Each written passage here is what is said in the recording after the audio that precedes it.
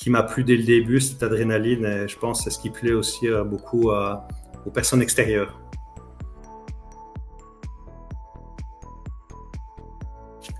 Bonjour à toutes, bonjour à tous, bienvenue sur My UXU Experience, la première chaîne YouTube qui ne parle que du basket 3-3. Alors aujourd'hui, je suis toujours avec Didier Témence de Belgique. Bonjour Didier. Bonjour. Et donc, c'est la deuxième partie de notre interview. Donc, la semaine dernière, il nous a parlé un petit peu de son parcours dans le 5-5 et surtout dans le 3-3. Et donc, vous pouvez retrouver cette vidéo dans le lien de la vidéo, pardon, dans les commentaires. Sous cette vidéo. Donc aujourd'hui, on va partir sur le basket 3-3. Et donc Didier, qu'est-ce que tu as aimé dans le 3-3 directement? Qu'est-ce qui t'a plu tout de suite dans cette discipline? Moi, ce qui m'a plu tout de suite, c'est l'aspect vitesse, d'avoir des petits matchs où on met directement l'adrénaline est directement présente.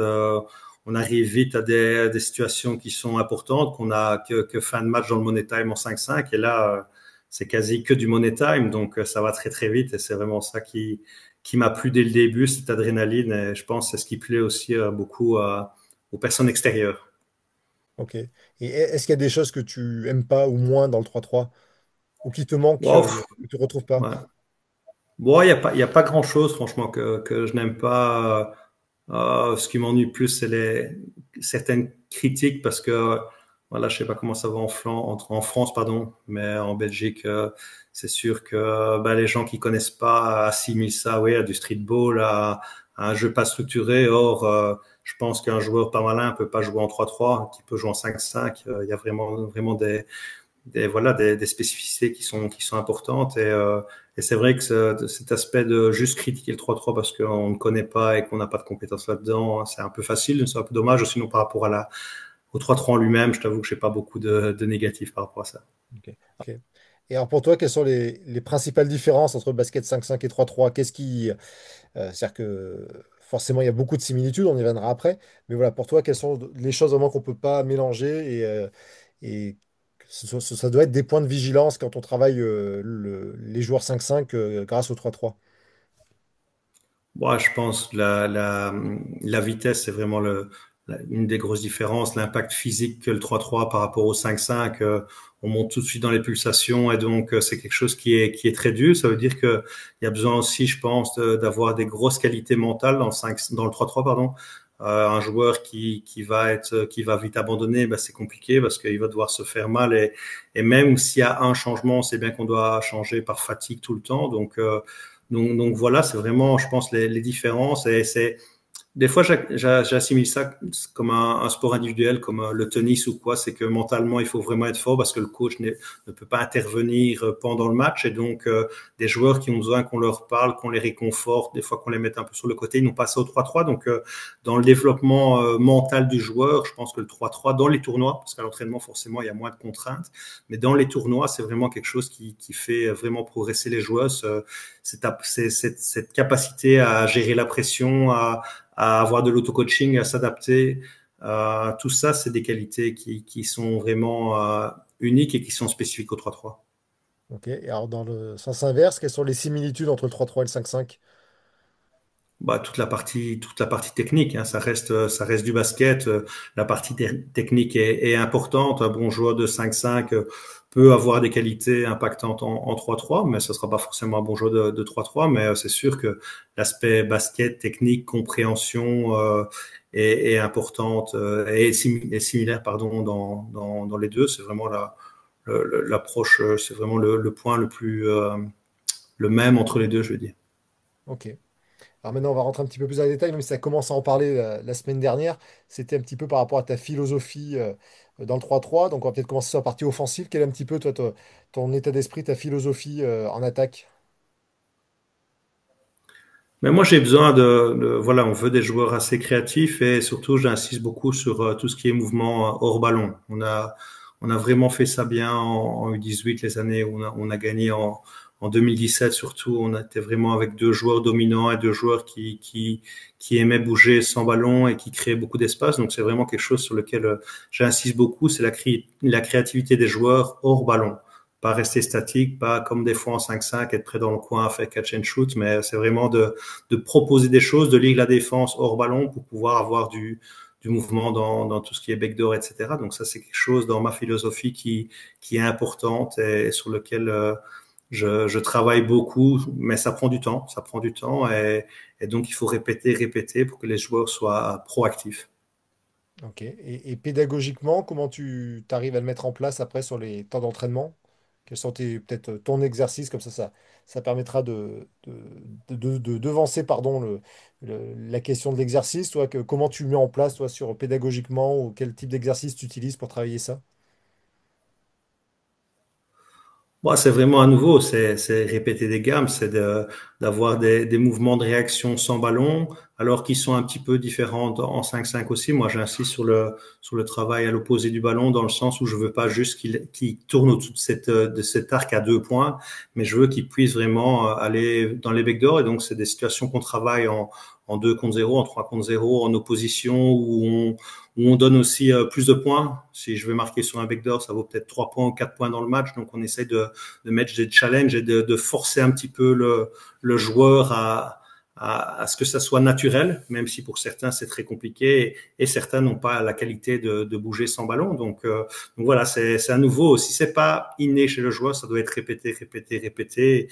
Et donc après, il commence à avoir des résultats. Ou alors sur certaines situations de check ball, on peut aussi forcer justement ces situations de jeu sans ballon et c'est un peu plus dirigé, donc ça c'est un peu plus simple, mais dans les sorties de balles, c'est vrai que c'est énormément de travail. Donc toi, dans ton processus de sélection des joueurs, le joueur intelligent sans le ballon a des chances de faire partie de ton équipe. Bien sûr, c'est une équipe 3-3, les gens se rendent pas compte, on se dit, ah, c'est que 4 joueurs, mais c'est comme en 5-5 où on prend 12 joueurs, il faut un équilibre dans l'équipe, il faut des joueurs qui savent, qui puissent créer avec le ballon en main, des joueurs qui puissent jouer sans le ballon en main, parce que si on a 4 joueurs qui veulent le ballon, on a un problème, et inversement, si on n'a pas de joueurs qui, de temps en temps, forcent un peu plus, on va pas avoir un bon équilibre d'équipe, donc c'est sûr que dans la construction de l'équipe, par rapport à ma philosophie de jeu, j'essaie de prendre des joueurs qui forment un groupe solidaire. Maintenant, c'est sûr que des fois, on s'adapte. Suivant les joueurs qu'on a, on va changer légèrement de philosophie sur certaines options, mais en général, oui, on va essayer de construire ça pour avoir un équilibre et que tout le monde trouve sa place, surtout de ne pas avoir de frustration. Même si en 3-3, il y en a moins qu'en 5-5 parce que tu joues, donc forcément, quand tu joues, tu as moins de frustration. Mais il faut essayer de réfléchir à ça et d'avoir vraiment l'équilibre dans cette équipe. Est-ce que c'est pas plus dur justement de faire une sélection 3-3 parce que tu as que 4 joueurs à sélectionner, tu n'as pas le droit de te tromper, alors qu'en 5-5, si tu dois sélectionner 12 joueurs, si tu te trompes sur un joueur, eh ben, il sera au bout du banc, il sortira du groupe, mais tu en as quand même 11. Est-ce que c'est pas plus dur en 3-3? Ouais, si, t'as raison. C'est complètement plus difficile et il faut, et je pense ça, c'est une qualité que j'ai. Je pense que j'arrive à essayer de bien cerner les joueurs et qui peut jouer avec qui. Mais c'est vrai que comme tu le dis, si tu te trompes sur un, ben, il est obligé de jouer. Tu peux pas le mettre au bout du banc comme en 5 contre 5. Donc c'est vrai que on doit essayer d'être juste et c'est pour ça aussi, moi, j'attache pardon, beaucoup d'importance à la personne aussi. En dehors du terrain, l'aspect humain est vraiment très important pour moi parce que sur le terrain, ils sont encore plus libres qu'en 5 contre 5 et puis on vit ensemble plus proche qu'en 5 contre 5 aussi parce que nous, en tout cas, avec la Belgique, on n'avait pas un énorme staff, donc j'avais mon manager et le kiné et plus les 4 joueurs, donc on était une petite famille, donc on a besoin vraiment de faire confiance à 400% aux joueurs et c'est un critère de sélection aussi. Ok. Et alors maintenant, défensivement, est-ce qu'il y a d'abord un rapport entre ta philosophie offensive et défensive? Et si oui ou non, d'ailleurs, quelle est ta philosophie défensive en 3-3?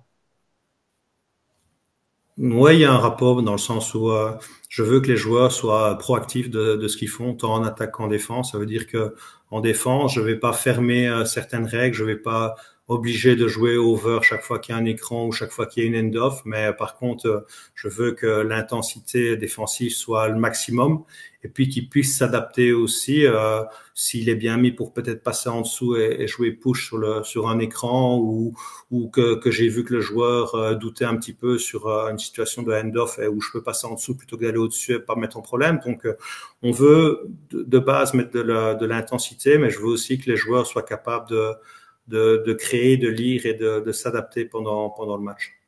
Et justement, en pourcentage, comment ça se passe entre le plan, on va dire, défini entre les joueurs et le staff, et l'adaptabilité, pardon. Quel est le pourcentage de possibilités qu'ils ont à s'adapter sur le match?